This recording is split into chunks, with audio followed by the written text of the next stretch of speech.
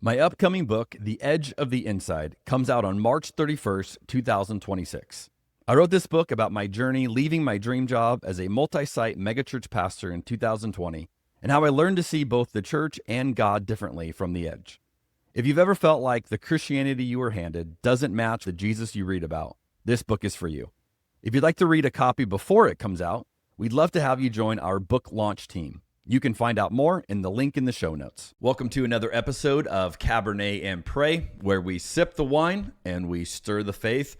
And today we've got a discussion about an upcoming book that you can pre-order and I think is not necessarily going to blow your mind with new ideas, but is going to encourage you to take advantage of the moments that you've got in front of you in a really healthy way.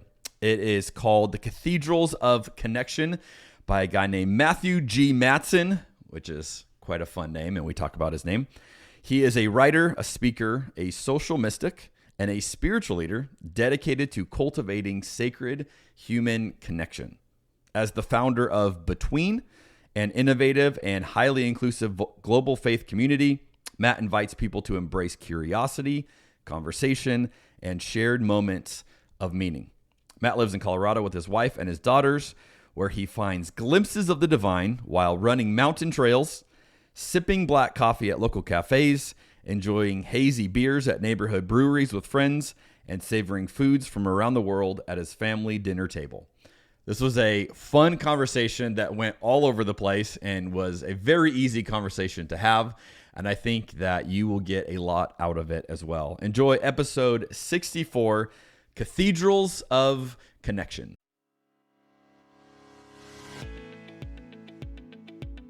I've never shared this with anybody publicly. If this was SportsCenter, that would be like such a hot take. Skip Bayless would have no idea. Stephen A. Smith would have no idea what to say if you drop that down.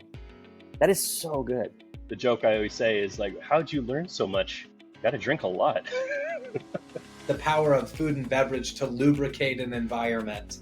Resistance to change is hurting the church. I'm not in the camp that God has a penis or a vagina or a body at all. I'm in the camp that God is a universal spirit. This is the strangest podcast that I have been on.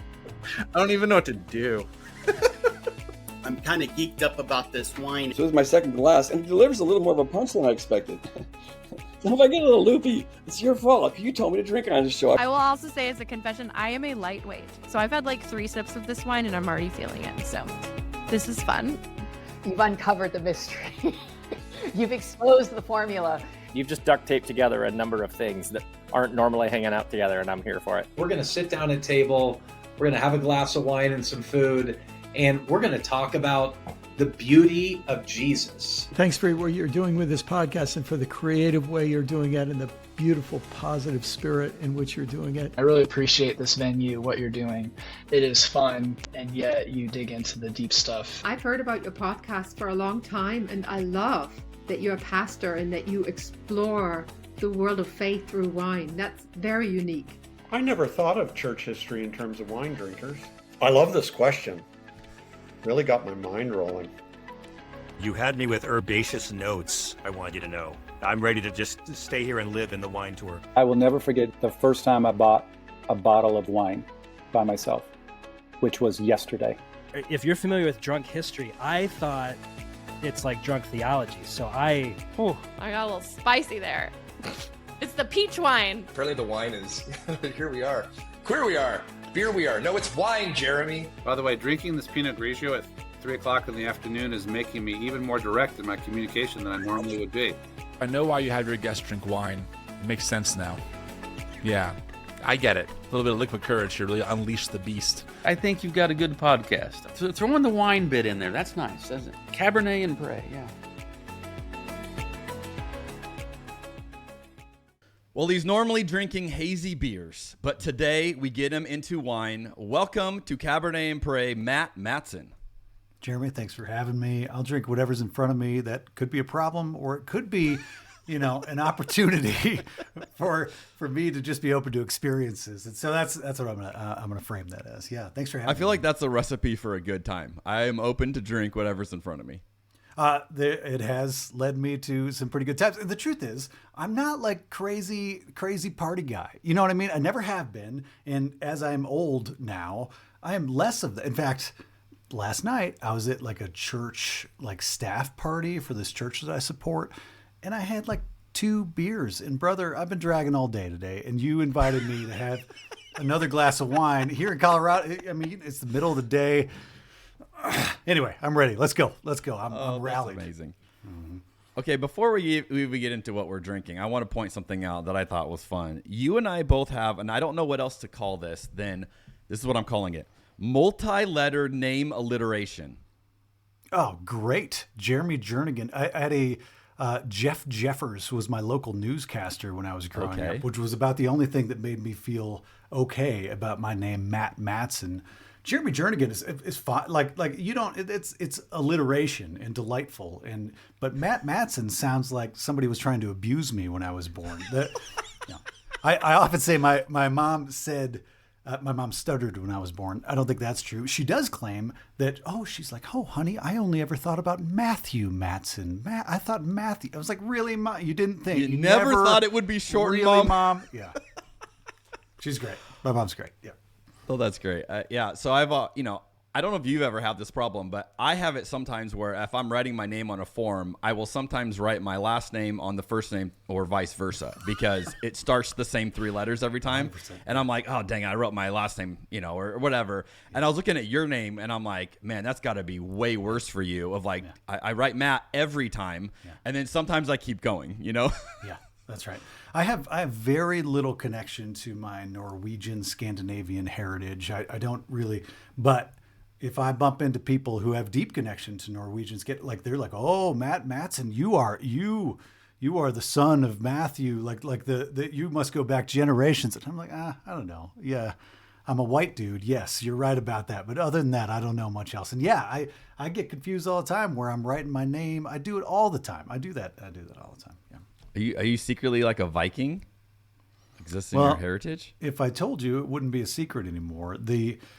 I don't think I fully know enough about Viking culture to appropriate it into my life because I'm pretty sure it's pretty violent, and I'm not entirely sure I would live it real well if I claimed it. But yeah.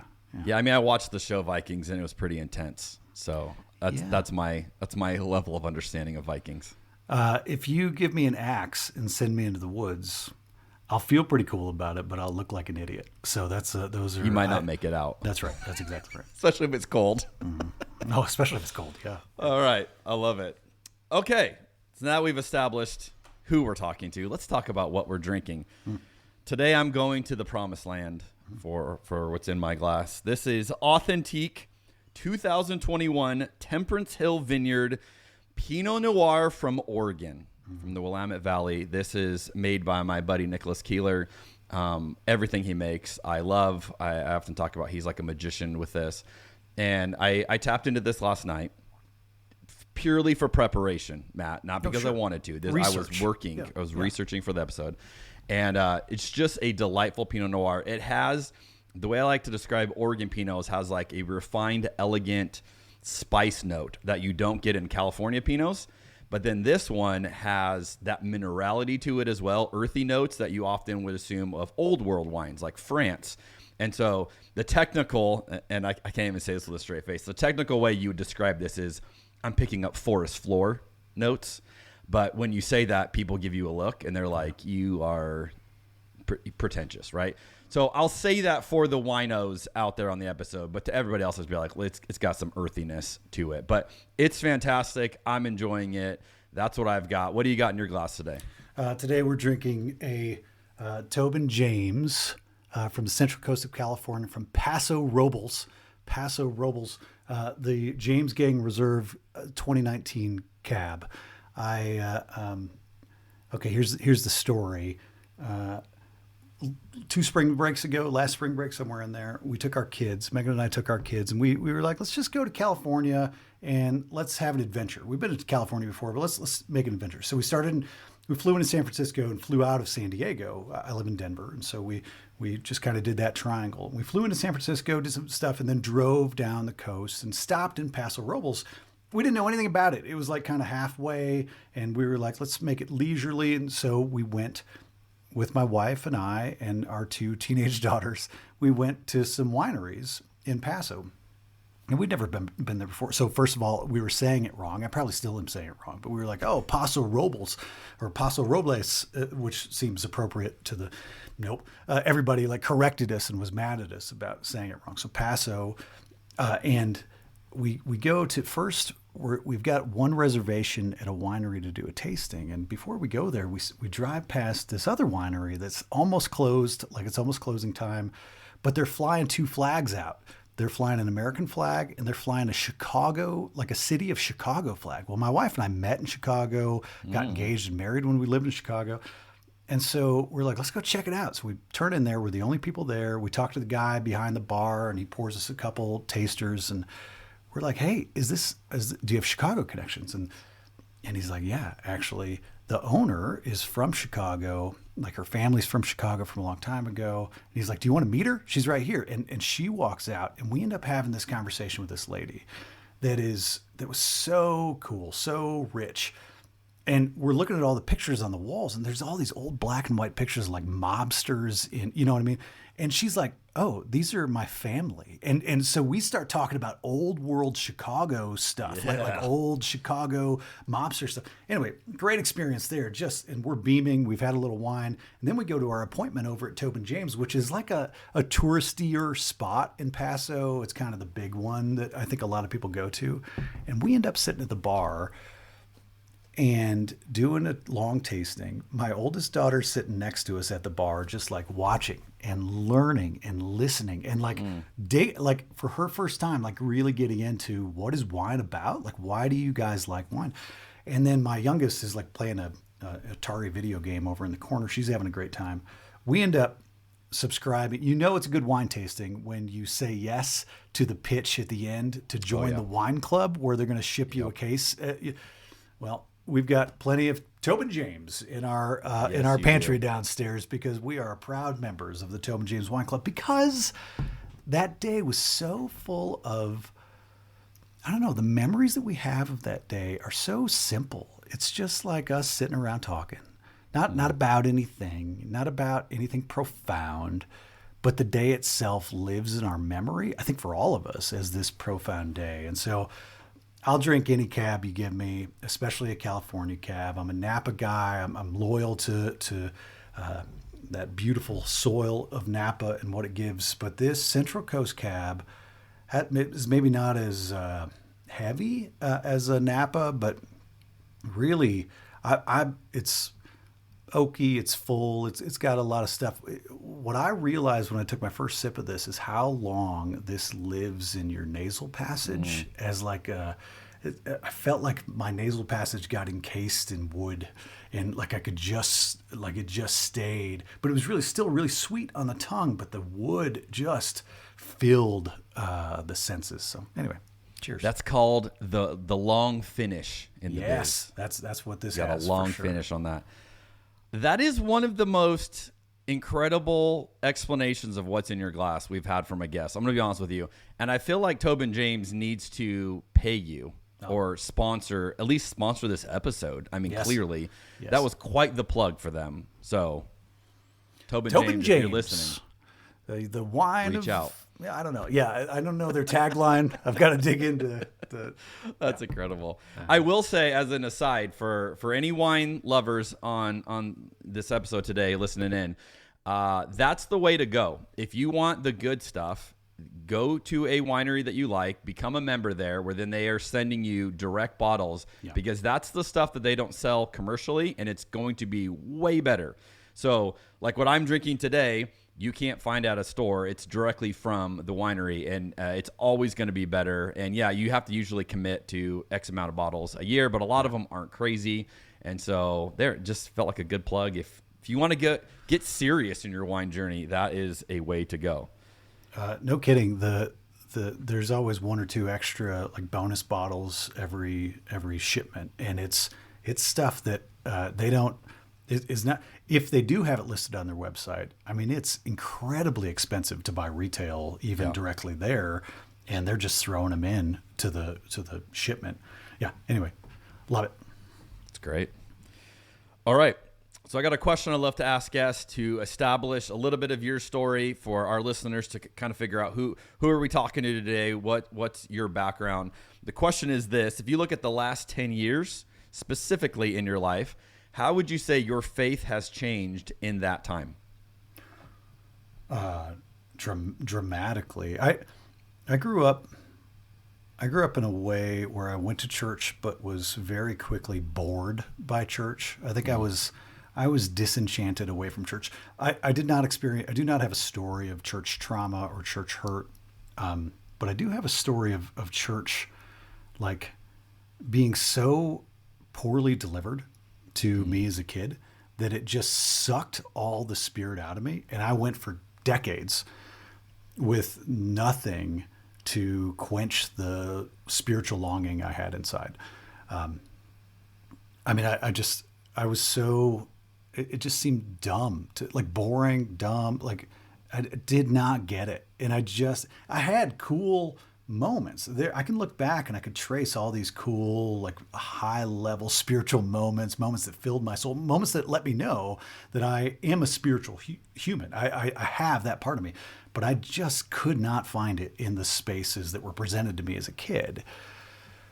And then, about a decade ago, I mean, I think we looked for a local church because we had young kids at the time, maybe a little over a decade ago now, and found one that was not only inclusive and welcoming and affirming and all the things that I was, sort of looking for on my checklist of, okay, if I'm going to find a church for my family, it has to be these things.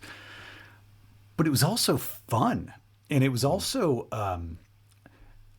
our pastor. So I go to this, my home church is an ecumenical PCUSA, United Methodist, and UCC church. It has all three denominational affiliations. And our senior pastor, his name is Steve. He's a good friend of mine. He's got a cool story. He was like one of the first responders to the Columbine shooting at Columbine High School back in '99. And he's just a really fascinating pastor. But he's also kind of a hippie, man. Like he's kind of new agey. He's open to whatever. And having that example for me, having an example in front of me that said, if you're trying to experience spirituality by accessing different languages, but you still want a faith home where we're centered on Jesus and we're centered on this particular faith language, you can come here. This is the place for you. And if that makes you uncomfortable, that's okay. That's going to make a lot of people uncomfortable, but we're going to be a place that is actively welcoming, actively affirming, and not just affirming of identity, but also affirming of peculiar takes on faith and interesting, diverse points of view when it comes to looking at these old ancient stories and the lessons they're trying to teach us. And so these last 10 years have been transformational for me, so much so that I started a ministry. I've led this ministry called Between for the last 3 or 4 years now. Wrote this book, which is funny considering I still identify with the kid who was so bored by church or by faith that it just is not even a part of my identity. And now I've got this book coming out into the world, and I've led a ministry for multiple years, and I preach at churches all the time, and I almost have a dissonance of that guy who spent so many decades of his life disconnected from faith now has placed himself in the center of faith, the faith world, and other people's faith lives, and I feel like an imposter sometimes. I feel like I don't belong. I don't have all the childhood stuff that other people might bring to this. And so anyway, that's maybe my last 10 years has developed dramatically and beautifully, but also dissonance has shown up because of maybe where I came from and where I am. I love that because I think that comes through in your book in a really healthy way. because you frame the way you frame the conversation in the book is this kind of not stereotypical theoretical conversation at a coffee shop. And so you kind of the book starts where you're sitting down with you and you're having this, and then at the end you're cleaning up, and it's just kind of a funny way to I have not seen a book do it that way. But it's almost like you're having the conversation, but even the way you had the conversation, you didn't put it in a church. You put it in a coffee shop. You know what I mean? So I can totally, after reading your book, I can see all that in you. But I think you've found a way to marry that together really well, where you're able to be you're able to bring your insights to it and bring the church angle to it, but it's not necessarily in perhaps the most stereotypical way. Man, I really appreciate that. I think I wrote this book for who I was, probably 15 years ago. I wrote this book to that guy who was maturing and who was really aching for something spiritually, but just didn't anytime. And even in my young adulthood, when I'd gone and experimented at other churches or popped into other, I had just left disappointed in people, and some of that was maturity, but also disappointed in is this all this whole institution, this massive thing, this Christian thing? This is all it has to offer. I just didn't. It just didn't connect. And I think I've grown to have a different perspective on that now. And if 48-year-old Matt was to walk into some of those places that 25-year-old Matt walked into, I'd probably see it very differently and understand the people differently. But what I really wanted to do with the book, I think, is write to that guy and say, hey, it's okay. You don't have to go find the right church tomorrow, but your soul can be cared for, can be nurtured. In the next encounter you have, if you choose to open yourself up that way, if you choose to see the next space, the next encounter you have and the space between you and the person in that encounter, if you choose to see it as sacred, man, it's okay. You can have church right there. Yeah, I love it. So let's talk through some of your ideas in the book. The way I love to do these interviews is I highlight a number of things that sent out to me that I think this would be interesting to have you elaborate on, and we let you go wherever you want to go with it. So we're going to start with a great one first, though. So this is I was like, clearly this is question number one of what I have from your book. You say, I believe that even small talk about the silliest of subjects, like our affinity for watching grown men hit balls with sticks, can invite us to connect on a truly sacred level. So Matt, let's talk about baseball. Are you a baseball fan? I'm trying to be a fan of other sports as well, but I am such a baseball fan that I've really kind of edited many other sports out of my life. And even in the off season, me and my buddy, who, by the way, where you took there's a chapter where you took that little quote from, where I tell a story about me and my buddy, my best friend Matt, the night the Cubs won the World Series.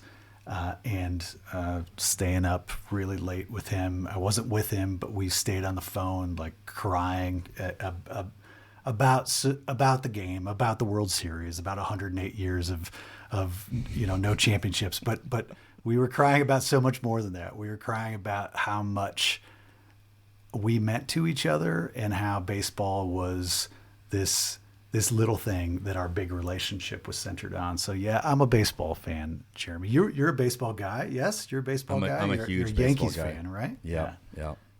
I'm so much of a baseball guy. I have 5 kids. They all have Yankee middle names. Oh my gosh. Will you tell me all your Yankee middle? Is that okay? Is that okay to share on the podcast? Yeah, it's fine. So see if I can remember them all. I got a lot of kids. Okay, so our oldest, his middle name is Mattingly.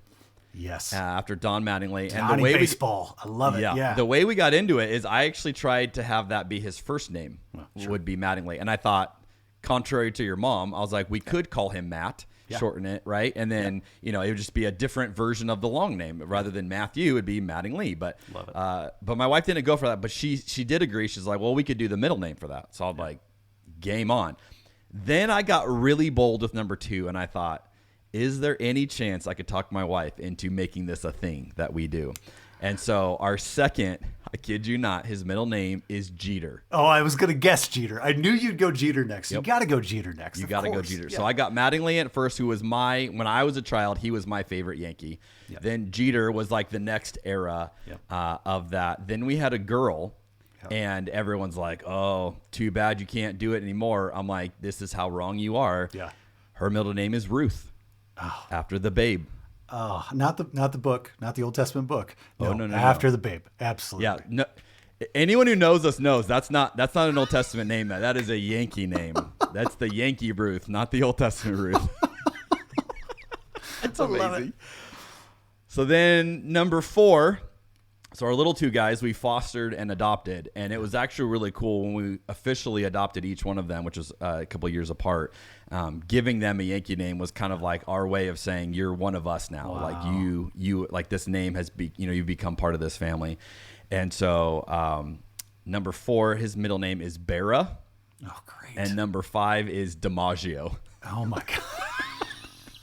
And to me, middle names, at least in American culture, are largely throwaways. Most people don't use them unless they use an initial, occasionally.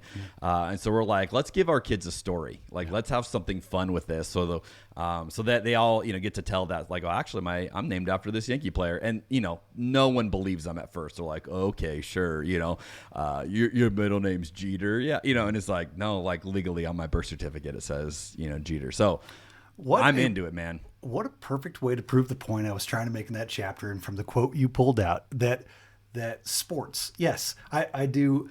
Small talk is small talk, and the truth is, I'm like one of those guys who I want to jump into the deep end as fast as possible. But I've learned over the years that small talk is actually typically a way for us to key in on something that is right below the small talk might be on the surface, but right below that, right? I mean, you're talking about Derek Jeter, whatever, like Don Mattingly. Yeah, you like Don Mattingly. You got some baseball cards? No, I like him so much that I named my first child after. Like, that's about as real as it gets, man. And, it's true. And I can only imagine you and I could spend 3 hours doing baseball conversations that are not baseball conversations, that are conversations about life and about what's meaningful. Let's do it. Yeah. Different podcasts. Let's, okay. Yes. And I won't spend our time on this, but I actually got to meet Don Mattingly and tell Don Mattingly that I named my son after him with my son there, and Don Mattingly signed a baseball for him multiple different times. This has happened with Don Mattingly. Don Mattingly is a class act, if anyone is wondering. That's so cool. So yeah, and then my second one's like, when do I get Jeter to sign my stuff? And I'm like, he's harder to get to than Don is. But all right, we'll move on from baseball. But you had me at baseball. I love it. Going there, I was like, oh, this is a good guy. This is a good guy. All right, so I think this is a good transition to some of the maybe bigger ideas in the book. But when you talk about this whole thing and even hearing a little bit of the way you described the last 10 years for you, this all kind of helps make sense. Yeah. You say, this topic has been my obsession. This concept consumes me for some reason. I am absolutely invigorated by the idea of sacred conversations. I believe they are the unspoken glue that holds society together. That was a bold claim, Matt. Why do you think this is the unspoken glue? Yeah, I think we give so little credence to the one thing that stops wars and starts wars, the one thing that keeps marriages together and makes marriages end in divorce, the one thing that determines whether your kids, how your kids remember you, the one thing. And I really believe that one thing happens in the space between you and those people we just named, right? You and the people around you, all we've got is this space right here. This is all we get to influence others, to learn from others, to grow. And I think maybe to the theme of the book, this space right here, all we've got, this is it. This is the only place where we can live out this faith that we claim to believe in so deeply. I'm not sure what else matters. except this space right here, the way you and I fill this space between ourselves. I don't know. I can't find in my Bible. I can't find where it tells me that anything else matters more than the way I show up for you right now, the way you and I are together in this space right now. And so, yeah, I think all the problems of our world, and you and I could list those pretty easily, are rooted in our collective inability and the way we have built a society to train us how to not be good at these moments of interaction.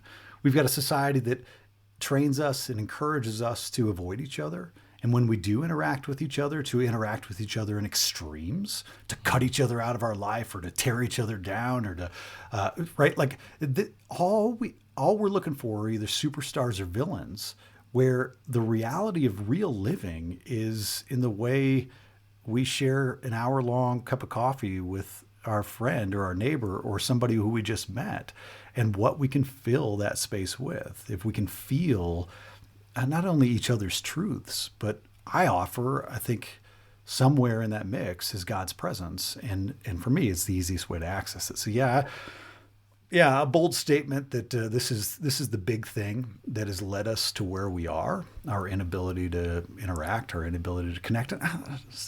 Jeremy, saying that even sounds like cliche. It sounds like, oh, like that's not a hot enough take. It's not cool enough. And I don't, I know this is my point, man. Like this is the healing of our world depends on our ability to slowly, patiently, lovingly show up for each other in little interactions, one after the other. Not one big one that's going to solve everything, a million little ones that we choose every single day to show up in a way that we name that the space between us is sacred, and we're going to treat it that way. And when we start treating it that way, I just deeply believe that the result of that over time is transformational, and that's what we're called to do. I 100% agree with you. And here's why I think it's not cliche. After reading your book, I found myself, and this is probably the best plug I could give for you. I found myself in a moment with someone else where I was tempted to downplay it, to just think, okay, how long is this going to go? When's it going to go? And because I had just read some of your book, the thought popped in my mind, this is your sacred space right now. Don't miss it. Take advantage of it. And just that little nudge reminded me, don't check out of this. This is it. And it was an invitation, and I chose it to go, I'm going to engage here. I'm not going to check out. I'm not going to say, okay, how much time is left. No, this is that sacred space. So I think that's the plug I would give for anyone to read your book. It's not that you're going to argue something they've never heard before, right? It's not that kind of a book. This is a book that's going to remind you and motivate you, hopefully, to do the thing that you probably already know, but you're probably not actually doing. And you're probably missing a ton of these moments. And another line you had that I thought, this is, again, so beautifully simple, and yet I love this. And it's like, this needs to be verbiage we use. You say it like this. This is such a great way to say it. You are invited to the simplest church on earth, my favorite church, the space between you and the next person you encounter. And to frame it the way you do as, this is church, right? Not out there, not in the building, not when you go into the nonprofit. No, this space is church. I thought, what a great way to name that. Because like you said, this is where you live out your faith. Yeah. First of all, that last little bit you did, that endorsement, clip it, post it, send it. You know what I mean? Like that's hot You can stuff, have it. man. Yeah, thanks. You said, as you were saying all that, you were like, when you were in that conversation after reading a part of the book, like, no, wait, this is the sacred space. Don't miss it. That don't miss it is about as close to my thesis as possible. There's a section in the book where I tell a brief story, a little anecdote about my oldest daughter. For a while, anytime I would go on a plane ride, like I'd go on a trip, a business trip or whatever. I used to travel a ton for business.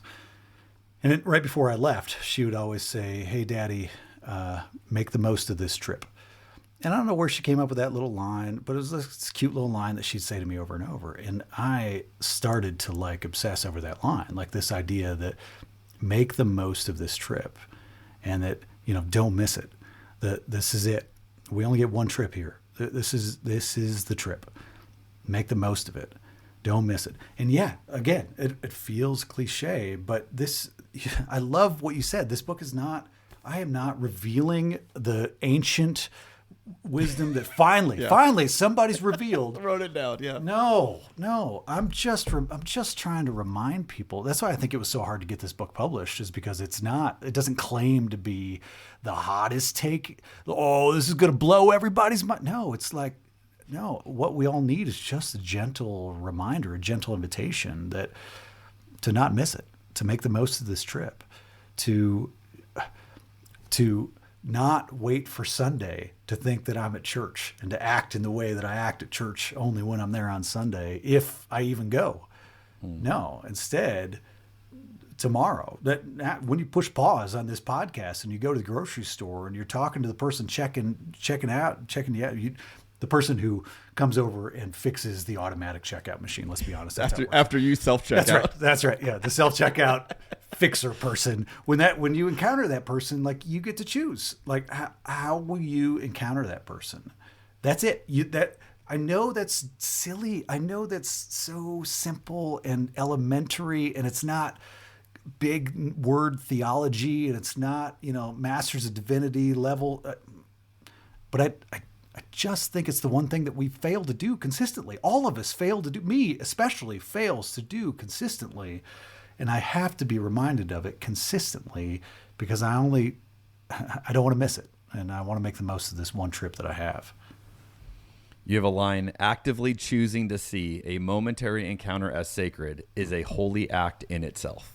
And I think that's the reframing, right? Is learning to see every single moment of your day can be a sacred moment. And when you just start your day with that premise, that when I'm in the grocery store, when I'm in a hurry, when I'm running late, when I'm whatever, every single moment can be sacred. That perspective change, I feel like, sets you up for awesome things to happen. Yeah, I get in trouble from my churchy friends because I often talk about conversation as a sacrament, and some folks don't like that, and I get it, and that's fine. But the idea that the next conversation I have is if I treat it as I might treat a sacrament, as I treat it as I might treat receiving communion last Sunday at church when I was there, and adding as much meaning to it as I add to the little wafer and the little drink of grape juice that we do at our church. Like, if I could honor it in the same way, I just believe the moment we choose to do that, and then choose to do it intentionally and start to ask ourselves, what are other ways that we can honor it? How can we build it out? How can we make every interaction as sacred as possible? I just think that act, that intentional act, is a holy act. I really believe it can be a holy act, and I think I want to invite people to try it at the very least. Yeah, it's so beautiful. So let's go there. Let's make church people a little uncomfortable for a moment, because you have a few things that you poke the bear a little bit, and I appreciate this. You write this. This is a little bit longer quote, but I wanted to read this whole section. Church does not require pews or prayers. It does not require candles or crucifixes. It does not require steeples or sermons, offerings or oaths. Strip it down to its bare parts. See the beating heart and frail skeleton beneath the robes. It is us right now in this space together. God is revealed in this space, and on this ground we stand upon, in this ordinary, unadorned, and unordained moment. That's poetry, man. That is a beautiful invitation to experience a much bigger church. Thanks, brother.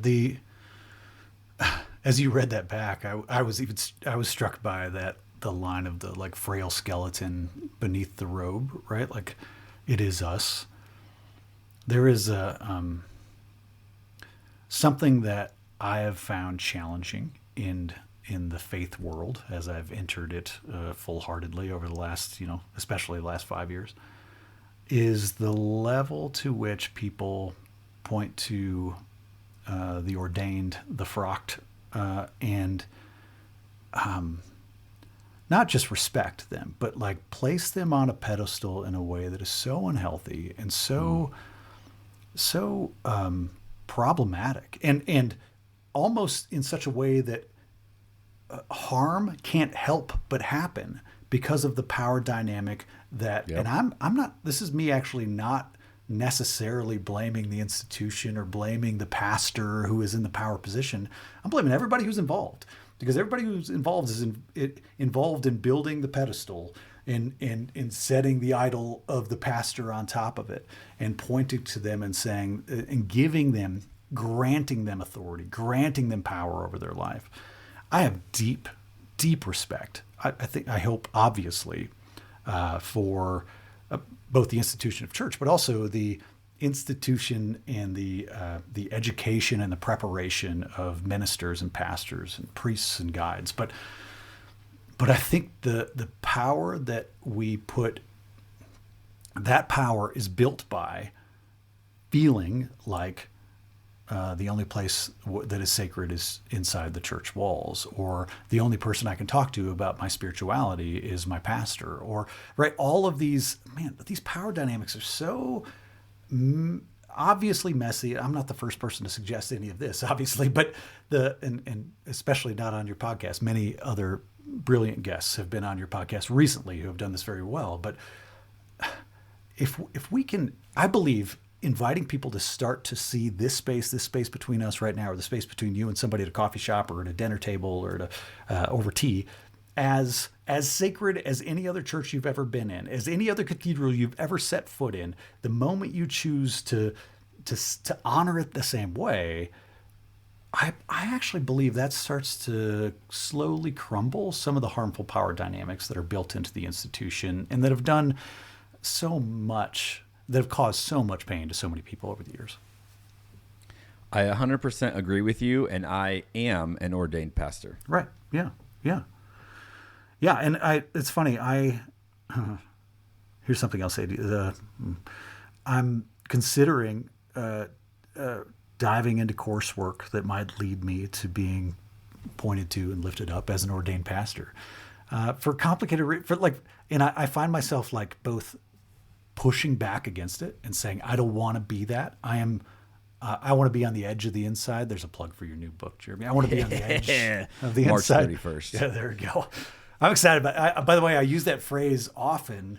I don't know whose phrase is that. It's Richard Rohr's. It's and I give him credit. Just so everybody know, I give him credit. Well, I always try to give Rohr credit, but then I always wonder if is it Rohr quoting somebody like Francis or something. But I think it's Rohr. If he did, he didn't give credit, because where I read it was Rohr. Good. Okay, good. But that I love. Part of the reason you've picked a great you've picked a title that hit me right in the heart, because that's part of how I identify in the faith world. Is I believe in the inside. I believe in the institute. I actually believe in church. I really do. I think it's wonderful, and I am uncomfortable getting too close to the middle of it. If I am on the edge of it, come on.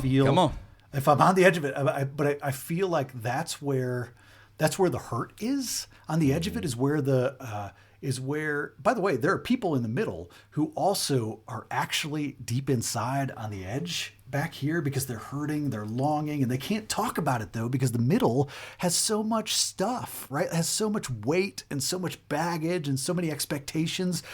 But on the edge is where Jesus was. Like, that's literally where he was. Anyway, I'm excited about I have no idea what your book's about, but I assume it's about some of that stuff, man. Have you read it? Jeez, man, let's go. Like, you're just unpacking it. I love this. I'll use your video. You can use my video. We'll just clip it for each other. That's amazing. No, I think maybe this is why I resonated with your book so much, as someone who has lived in, both worlds of living in the center, living on the edge. Yeah. I'm not personally offended at all, when I read your book and you start kind of poking at the idea of church, because I have sat there, I have felt the adoration upon me and realized this is funky and this is not healthy. And and this version of me today is very weary of that, very cautious of that, trying to figure out how do I help people see that, look, I'm one voice among many. We together are what this is about. And, I think your book does such a good job of offering an imagination of what it could be. That's the thing that people often say was, if it's not that, then what is it? And it's a great question. It's a very hard question to answer because we've had, almost 2,000 years of this kind of a model to build it. And that's been established, century after century. And something new I do believe is emerging, but it's going to take a while and it's going to be kind of funky. And I think learning to have sacred conversations with the people around you is a great first step. Another quote I love that I thought makes the point in kind of a different way than your other one, but you say, don't we want to encounter God at times in our life that aren't filled with actual crises? Which I was like, that is when people often have this moment. And then you say, shouldn't we meet God outside of hospital rooms and funeral homes? And again, I just thought you're reframing all of this of this is when we have these profound moments with God. And you're just like, yeah, cool. But also could happen this afternoon, after work, or, that's the invitation. And again, how do you help people ignite that imagination of it's not just in these, when I walk into the church building or when I walk into the funeral home or when I walk into the hospital, like really getting them to see every single space you walk into can be that cathedral for connection. Yeah, I think, part of the challenge that I think people have with making ordinary moments feel sacred or naming ordinary moments as holy or sacred or whatever, I think part of it is that we've associated so many symbols and so much specific language to things that are holy and sacred, right? We've obviously church, but also we have to talk about Jesus. We have to say Jesus in order to be talking about Jesus or to be talking about our faith. We have to, in fact, I may go off topic here, but the actual first ministry I started that has grown into what is now Between, and I'm proud of it. It's cool. But where it actually started was I was asked to officiate my buddy's wedding a few years ago, and it was a small little wedding and really beautiful. It was in Mexico, and it was awesome. Anyway, after the wedding, we were all at a big dinner table, it was just family only type thing, and me as the officiant, and it was really important.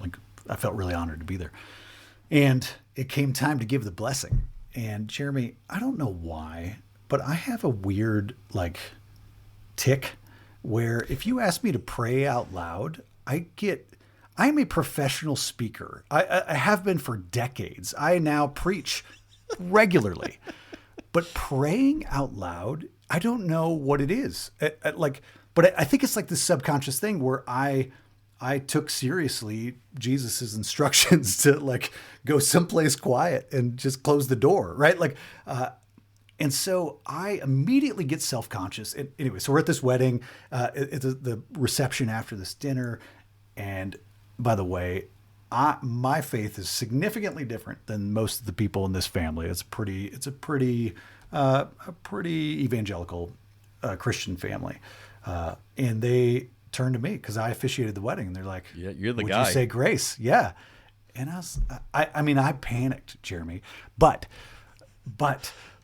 my buddy's stepson, who is sitting right next to me and who knows me well and who had read some of my stuff, is like, hey, how about I say the prayer and you just say amen? And I was like, brother, that was the kindest gift you ever could have given to me. And so because of that instance, I actually started an Instagram that was about daily prayers, me practicing praying in public daily on Instagram. That's literally where my ministry started, from a self-conscious, I'm not good at this. I'm not good at this. So I'm going to do it publicly. I'm going to do it out loud, anonymously at first. Yeah. Yeah. And so, but that was, okay. So I say all that because the thing that made me self-conscious was that I thought in order to pray right, I had to say all the Christianese words. I had to say, I had to start the prayer the right way, in the prayer the right way, say all the special holy words in the middle of it that people mix in, people who are good at this stuff. And I practiced it for a while and realized, oh no, I don't have to do that. No, I can pray in my own way. I don't have to say in Jesus' name in order to pray in my heart through a Christ presence. Like that, those are separate issues. I do not have to say these words to know this truth or to live in this reality. And so, how do people actually get to the place where these ordinary moments can feel sacred? I think part of it is detaching, pointing to, naming, and detaching some of the barnacles of Christian culture that have been stuck to our lives over the years that aren't actually real. They're just things that that we believe are what it takes to be Christian enough or to be faithful enough. And maybe if we start taking these barnacles off, we can get to what's actually true underneath it. So I don't know, this wine's starting to kick in. So I'm not entirely sure I was anywhere close to an answer to a question that you may or may not have asked. This is the fun part of the episode, ladies and gentlemen. That's fantastic. It reminds me, for different reasons, I have a similar problem, but my reasoning is different. I am very logical. And so what I will often find, and doesn't matter if I'm praying by myself or in public, I will start to pray something of God, and then my brain will logically check itself and go, is that theologically accurate? Does God actually do that? Like in real time. So I'd be like, God, man, we come to you and we pray for, and I'll like say something and my brain will be like, I don't think God's going to do that because that's not how God works. And it's like, dang it. You know what? That's true. That's not how God works. And then I'm like self-editing, and it is a problem where now I have to just power through it. And I've never been great at prayer for that reason of I get stuck where, it's not just this natural conversation. Whereas I've had to, I remember one time Mother Teresa was asked about her prayer life, and this is a brutal paraphrase of this, but said something where I sit and I listen. That's what prayer looks like, And they're like, oh, you just listen to God. What is God doing? And then she said something like, well, you wouldn't understand. And they said, what do you mean? And she said, God listens too. Oh, wow. And it was like this idea of no one's talking. Wow. And I remember hearing that quote, and again, I'm probably butchering this in some way, but I remember hearing some essence of this idea. And I'm thinking, can that be prayer too, where you just sit in the space of like, I don't know, but I trust you're there. And so for me, I've had sometimes where like I'll be reading a theology book that will be pushing my mind somewhere. And I just kind of in that moment, I'm like, Jesus, you're here with me right now, like processing this. And like that does more for me than whatever I'm going to pray and ask for. So wow. I don't know if that's complete heresy, but that's where I relate with you. Yeah.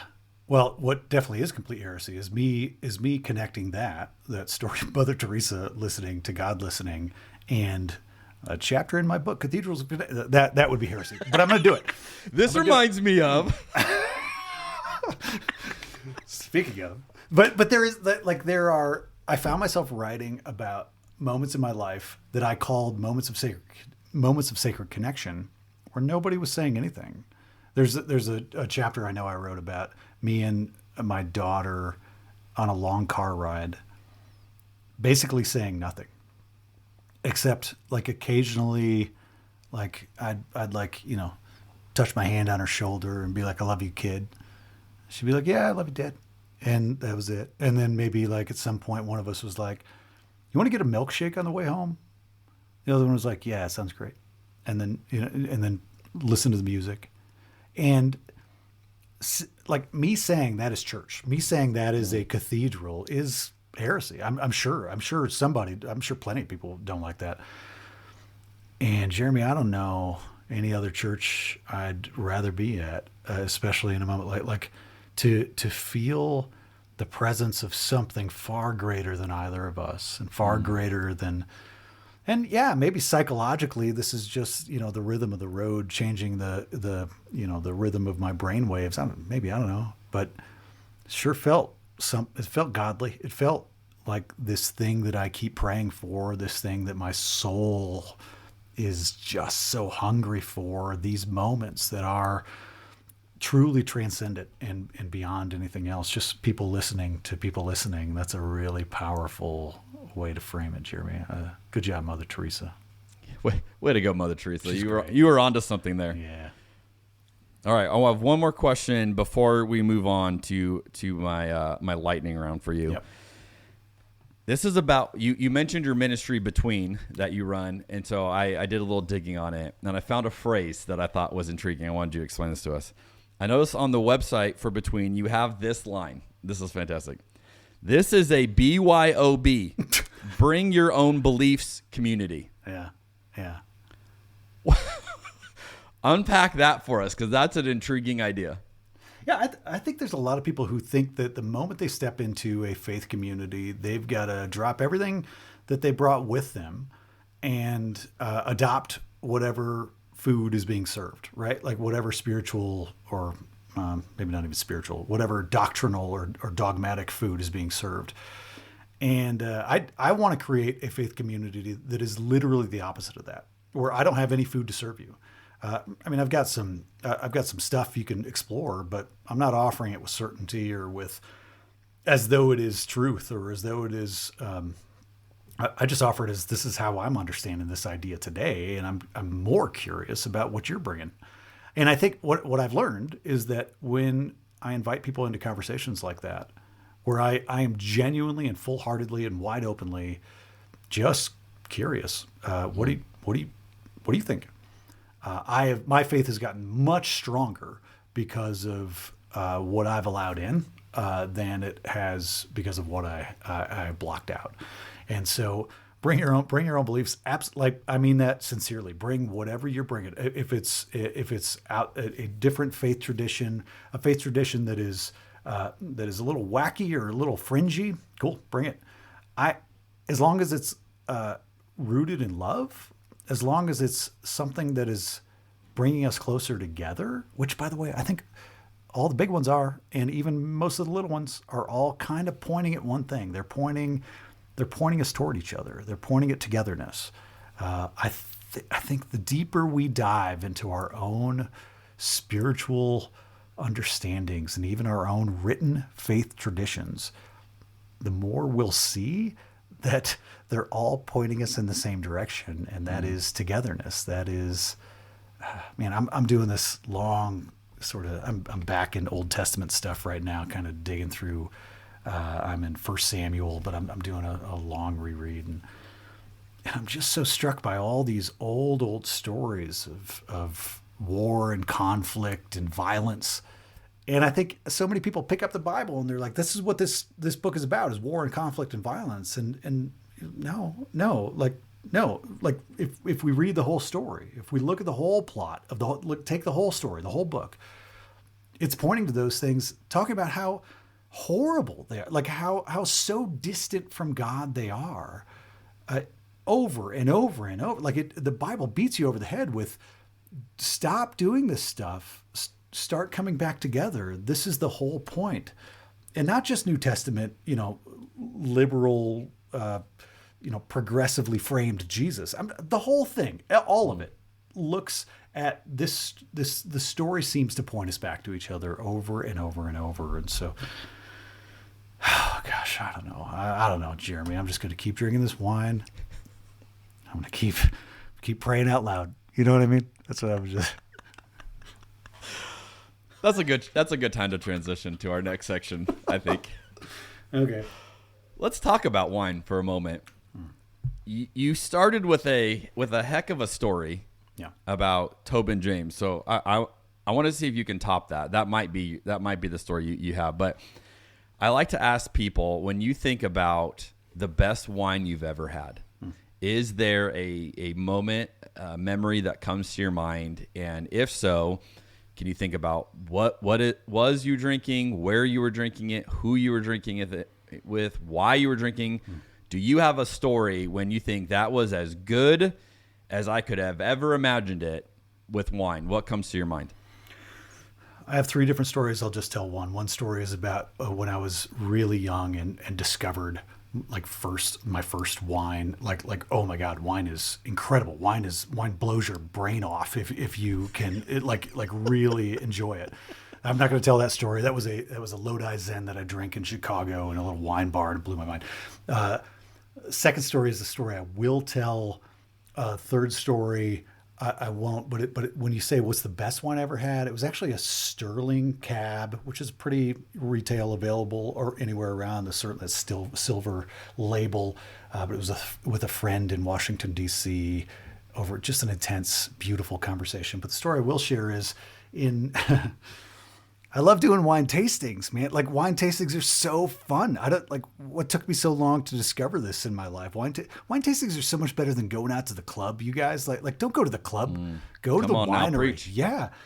We're in Napa. This is our 10th anniversary. So this is 10 years ago. My wife and I are there with another couple that we're really close with. And we did a little 10-year anniversary, leave the kids with grandma and grandpa, go to Napa. By the way, the most expensive trip I've ever taken. Napa is so dang expensive. I've been all over the world. This was I'm still reeling from debt from this 4-day Napa trip. But we went and it was great. We went to all these wineries. Toward the end of the day, we go to, doesn't matter the name of it, but it's a big commercial sort of like sparkling wine winery. I can't remember the name of it. Doesn't matter. There are probably 6 different buses of Chinese tourists in the parking lot. I mean, it's packed. Like it's big. This Disney World of wineries in Napa. After we had gone to a bunch of smaller, cute ones, and so we walk in and we're like, oh God, this is terrible. And this is the end of the day. We'd had a fair amount of wine and we'd had a great day. So my friend and I, the other husband in this pairing of 2 spouses, we go up to somebody and we're like, hey man, listen, I know there's like a long line. There's all sorts of stuff. We just want to buy a bottle of wine and like go hide someplace away from the crowd. Can you help us? And the guy was like, yeah, bro, totally. He was like, I'm going to pull these 2 bottles of wine. I'll put them on ice for you. And we're like, great, here's our credit card, whatever. And so he hands them to us. And then he's like, hey, there is a picnic table about 200 yards around the corner outside of this building. Take a left. It's where all the workers go and take their breaks. It's a beautiful view. Nobody will be there. I mean, there's thousands of people in this place. And he hands us a bucket. It includes the bottle of wine we bought and another bottle that he gave us for free. And 4 glasses. He's like, have fun. And we sat at this crappy, beat up wooden picnic table that was essentially the break room for the staff, had this sparkling wine, looked over like at the end of our biggest day of Napa tourism, and like just shared this moment that the 4 of us will talk about until our grave, man. Like it was perfect. It was a perfect afternoon. The sun starts to set. We're pouring each other sparkling wine. We're laughing. We're telling stories of the day. We're talking about how much we mean to each other. And to this day, from that trip, our families still travel once every year or every 2 years. And we make it a point and we retell that story of that picnic table and those bottles and that guy who cared for us that day. Anyway, that's the story that I will tell from that. That was a really special day. That's so beautiful. That's a great story. Well done. We've got a wine aficionado on the episode today, so I love that. All right, so I'm excited for this question. Which member of church history would you trust to pick out a bottle of wine for you, and who would you not trust, and why? Jesus' mom, Mary.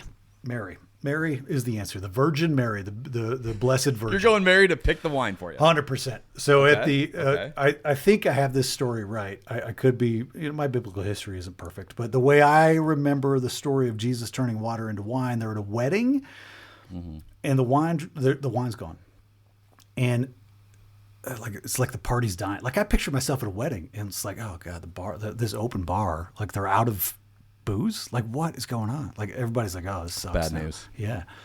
And here's what I think happens in the story. I could be wrong, but I'm pretty sure Mary and there are many Marys in the New Testament, but I'm pretty sure this is Jesus's mom is like, hey, Jesus, hey, why don't you go, turn some water into wine?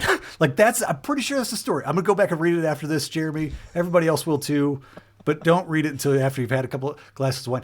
And I'm pretty sure she's like, hey, why don't you keep this party going, bro? Like, come on, buddy. Like, let's go, little guy. Why don't you go turn the water into wine? Let's keep this party going. And so what does he do? He's like, okay, Mom, I'll do it. Like, I'll go. So here's what I think. I think Mary is like, I think she was a connoisseur. I think she'd be super fun to go to a winery with. I think we'd have cool stories to tell, and she'd be super chill. You know what I mean? She'd have this beautiful Our Lady of Guadalupe glow going around her once she had a couple glasses. That's what I think. Yeah. So I've had this is a fun fact for you. I've had a winery owner and winemaker on a previous episode who made an argument about this story that I had never heard before. And his argument was that Jesus had done this previously. Oh, yeah. And that is why Mary said to him, they're out of wine. Hint, hint. Yeah. And the way he said it is, do the thing. Do that thing you do, your Jesus. thing. Yeah. Do the thing. Yeah. And which I think is fantastic if like Mary's like, Jesus, do the thing. They're out of wine. Yeah. Okay, so you got Mary. Who are you not trusting to get you a bottle? Who am I not trusting to get me a bottle? I've grown to understand Paul in new, fresh ways in recent years. But for years, Paul would have been my easy answer to that question. Like Paul, when I first started reading, Pauline stuff and like trying to understand it, I was like, what is up this guy's rear end, man? Like, what is wrong with this guy? He doesn't seem like the most fun guy to hang out with. No, he doesn't seem like a fun guy. I think he is. I think he's got work Paul and fun Paul. I'll bet there's fun Paul, like after work Paul, get drinks with Paul. But you need to have a few drinks in him before he probably has a good time. Probably, yeah. All right, so we got Mary and Paul. I like it. That's fun. What is something you used to believe that it turned out later you were wrong about? Oh, like all of it. Yes. Here's that's fun. I have a short little chapter in the book where I tell a story of when I was probably 16 years old and I was yelling at my mom about how I didn't believe in God. And basically demeaning. I was just like being a jerk, like a jerky teenage boy which is who I was for I think a fair amount of those years, and I was just being mean to her. Like I don't believe in God. I don't know why you'd want me to believe in God. Like why you feed me these lies, that kind of stuff. And so that's a big, goofy answer, but. That is a visceral response. Like that story is not made up. That story, like before I put this book out, I had to like talk to my mom and be like, hey, I'm gonna tell this story. I don't even know if you remember it, Mom, but like it lives in my heart shamefully, to be honest. Like I feel real guilt around this. I feel real just sadness that I would ever have talked to you that way, that I ever would have been so egotistical, so like big, like what is wrong with me? Like what a jerk. Anyway, that's maybe the real answer to that question. Yeah, I remember reading that story and I was like, wow. Like you can tell your emotion came out in that story that was a profound moment for you. Yeah. All right, what do you see as the main issues facing Christianity in America today? Money. Let's start with money. The economic system that is holding up the church, the capital C church, is a really weird, broken system. It's theoretically it's beautiful, theoretically it's wonderful, but in practice it's just become a guilt game and a power game.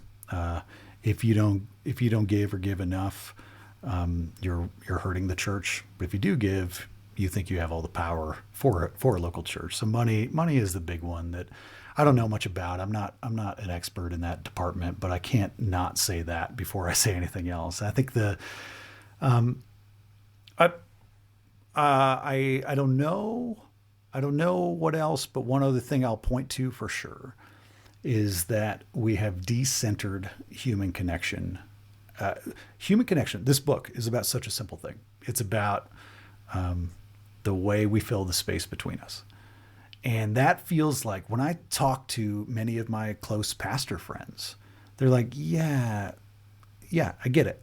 Yeah, that's what the whole thing's about. Yeah, but like I got all these programs I got to do. I got all these bills I got to pay. I got these pews I got to fill. I got these people I got to please. I got this board I got to worry about. I got all these politics, all these denominational things. I got to post on social media about all these things. And so the one thing that is really easy to just forget about and to shed from our church lives, from our faith lives, is actual sacred human connection. And so part of what I want to do is just help remind people that if that's centered, everything else gets better. If that's centered, I actually think our finances get better. If that's centered, I think our churches grow. If human connection is centered, I think people are more engaged, more committed, more willing to volunteer for things, more eager to do the things that our churches actually need them to do. But it starts with recentering this really simple thing that is easy to say, yeah, well, that's too simple. Let's talk about bigger, more urgent, more flashing things. So, right. Well, that's good. What's something blowing your mind right now? What are you learning? I'm going on we're taking our spring break vacation to Rome or to Italy. Rome is one of our stops. But we're staying for the most of our time in Italy. We're staying in Assisi. And so I'm diving pretty deeply into St. Francis and like trying to just, what a story of this, this guy who comes from major wealth in a time where money was the Middle Ages, but money, people, there are these families with all this money and power, and he comes from money and power. And what's he do? He abandons it all. But then what does he do? He recruits a group of 12 people, or as legend goes, he recruits a group of 12 people, the first of which is also super wealthy and has to abandon all his wealth. And so it feels really relevant. It feels really personally challenging to, me living a life of comfort right now and trying to give my kids a life of comfort. All those things feel hard and real and gritty. And so I'm excited to go to Assisi and experience that. Also, by the way, on that trip, we're hoping to see the Pope. We're going to be in Rome on Palm Sunday, so we're going to try to join the throngs of people. See, that's fun stuff. That's really interesting to me. That's what blows my mind is setting my feet on the dirt of real life faith expression of other people's real life faith expression. Like I want to be in the middle of it. I want to be next to people as they're having profound moments. I want to be in the place where those things are, and I want to feel that dirt and be in that air. So yeah, that's kind of blowing my mind right now. That's cool. What's a problem you're trying to solve?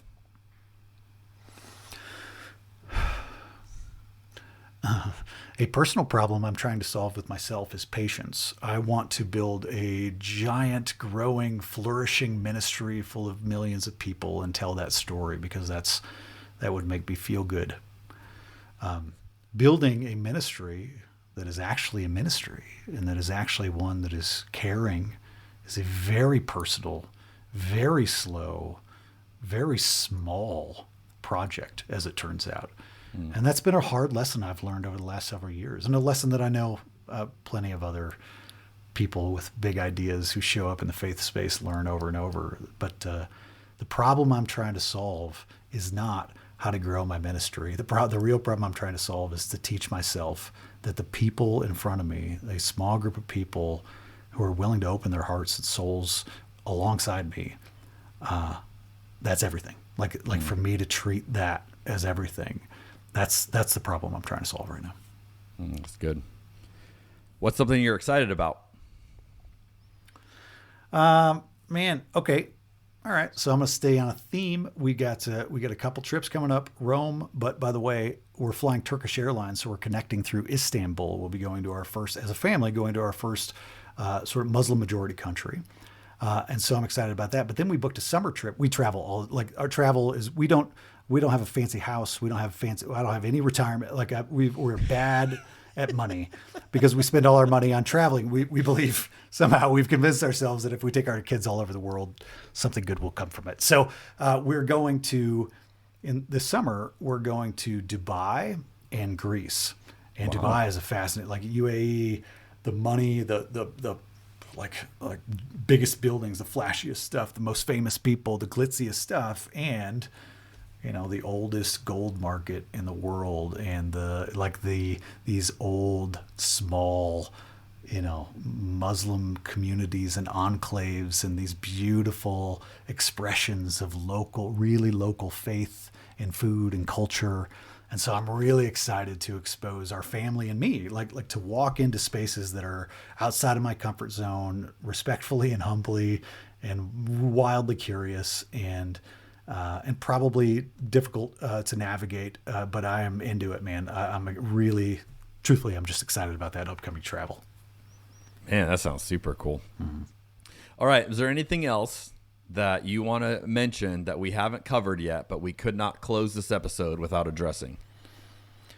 No, man, I don't know why I didn't write a book with a glass of wine on the front cover. It would have been better. I'm going to acknowledge it, but you'll be okay. Okay, the sequel is the sequel better have a glass of wine. The sequel is wine caves of I don't know, something, wine caves. I will write the foreword to that version. Oh, I can't wait. Great. It's going to be great. That's great. Okay, so if someone's like, "Hey, I dig this guy. I dig this ministry you're talking about, the book and all this," what's the easiest way for people to connect with you online? Yeah, I'd send people right now. I'd send people to cathedralsofconnection.com. That's the website, and it has all the links to my personal website, to Between. It has the link, but between.church is where you can go to our ministry. I write weekly through the Between ministry. It's mostly my writing right now on our Substack.